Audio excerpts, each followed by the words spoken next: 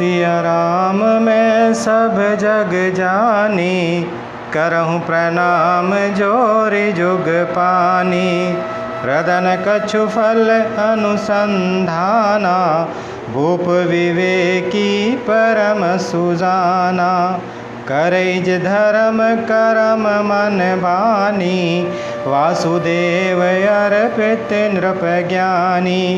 राजा के हृदय में किसी फल की कामना न थी। राजा बड़ा ही बुद्धिमान और ज्ञानी था। वह ज्ञानी राजा कर्म मन और वाणी से जो कुछ भी धर्म करता था, सब भगवान वासुदेव के अर्पित करके करता था। चढ़िवर बाजी बार एक राजा, मृग्या कर सब साजी समाजा। विंध्याचल गभीर बन गयाऊ, मृग पुनीत बहु मारत भयऊ।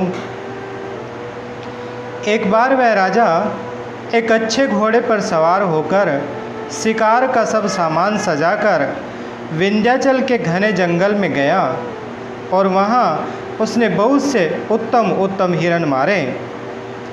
फिरत विपिन नृप दीख बराहु, जनुबन दूरे शीघ्र सिराहु।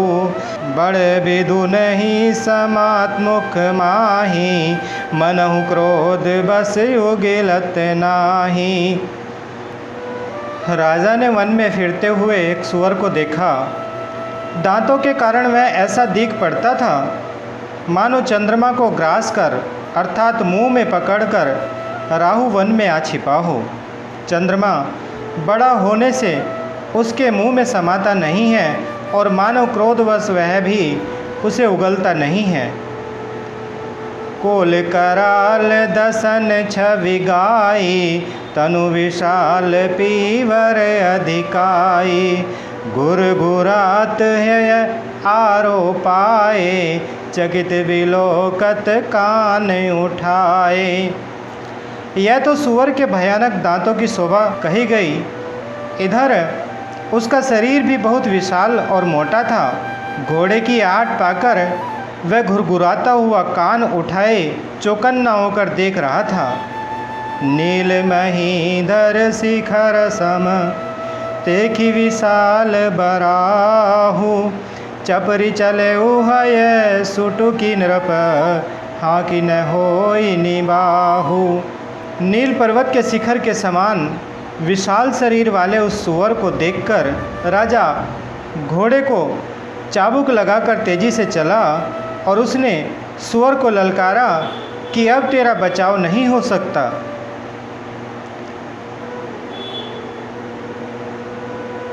आवत देखी अधिक रव बाजी, चले बराह मरुत गति भाजी। तुरत कीन नृप सर संधाना, मही मिल गयाऊँ विलोकत बाना। अधिक शब्द करते हुए घोड़े को अपनी तरफ आता देखकर सुअर पवन वेग से भाग चला। राजा ने तुरंत ही बाण को धनुष पर चढ़ाया और सुअर बाण को देखते ही धरती में दुबक गया। टक टक तीर महिष चलावा, कर छल सुअर शरीर बचावा। प्रगटत दुरत जाई मृग भागा, ऋष बस भूप चले संग लागा। राजा तक तक कर तीर चलाता है परंतु सुअर छल करके शरीर को बचाता जाता है। वह पशु कभी प्रकट होता और कभी छिपता हुआ भाग जाता है और राजा भी क्रोध के वश उसके साथ अर्थात उसके पीछे लगा चला जाता था। गयऊ दूरी गन गहन बराहु, जहनाहिन गज बाजी निबाहु। अति अकेल बन विपुल कलेसु, तदपि न मृग मग तजहि नरेसु। सुअर बहुत दूर ऐसे घने जंगल में चला गया जहाँ हाथी घोड़े का निबाह अर्थात गम नहीं था। राजा बिल्कुल अकेला था और वन में क्लेश भी बहुत था। फिर भी राजा ने उस पशु का पीछा नहीं छोड़ा। कोल विलो की भूप बड़ धीरा, भागी बैठ गिरी गुहा गभीरा। अगम देखी नृप अति पछिताई, फिरे महाबन पर भुलाई। राजा को बड़ा धैर्यवान देखकर सुअर भागकर पहाड़ की एक गहरी गुफा में जा घुसा। उसमें जाना कठिन देखकर राजा को बहुत पछताकर लौटना पड़ा, पर उस घोर वन में वह रास्ता भूल गया।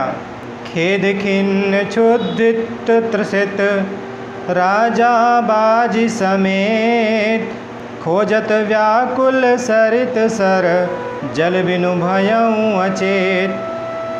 बहुत परिश्रम करने से थका हुआ और घोड़े समेत भूख प्यास से व्याकुल राजा नदी तालाब खोजता खोजता पानी बिना बेहाल हो गया। फिरत विपिन आश्रम एक देखा, तह बस नृपति कपट मुनि वेसा। जासु देश नृप लीन छड़ाई, समर सेन तज गयऊँ पराई। मन में फिरते फिरते उसने एक आश्रम देखा। वहाँ कपट से मुनि का वेश बनाए एक राजा रहता था, जिसका देश राजा भानु प्रताप ने छीन लिया था और जो सेना को छोड़कर युद्ध से भाग गया था।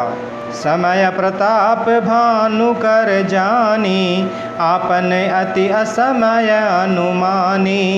गयऊँ न ग्रह मन बहुत गलानी, मिलन राजहि नृप अभिमानी। प्रताप भानु का समय अच्छे दिन जानकर और अपना कुसमय बुरे दिन अनुमान कर उसके मन में बड़ी ग्लानि हुई। इससे वह न तो घर गया और न अभिमानी होने के कारण राजा प्रताप भानु से ही मिला, अर्थात उसने राजा भानु प्रताप से मेल किया। रिसुर मारी रंक जिमि राजा, विपिन बसई तापस कैसा जा। तासु समीप गवन नृप कीना, यह प्रताप रविते ही तब चीना। दरिद्र की भांति मन ही में क्रोध को मारकर वह राजा तपस्वी के वेश में मन में रहता था। राजा भानु प्रताप उसी के पास गया। उसने तुरंत पहचान लिया कि वह प्रताप भानु हैं। राहु त्रसित नहीं सो पहचाना, देखी सुबेश महामुनि जाना।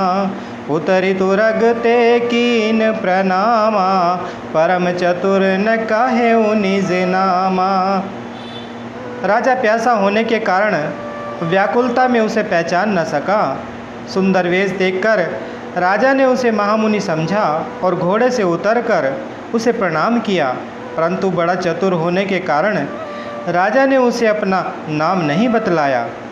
भूपति त्रसित विलोकित ही, सर्वरुदीन दिखाई। मज्जन पान समेत हय, कीन नृपति हरसाई।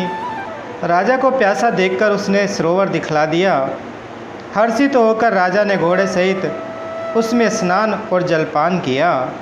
मंगल भवन अमंगल हारी, द्रवहु सुदशरथ अजर बिहारी। बोले श्री रामचंद्र भगवान की, बोलिए माता सीता जी की, बोले श्री बजरंगबली भगवान की।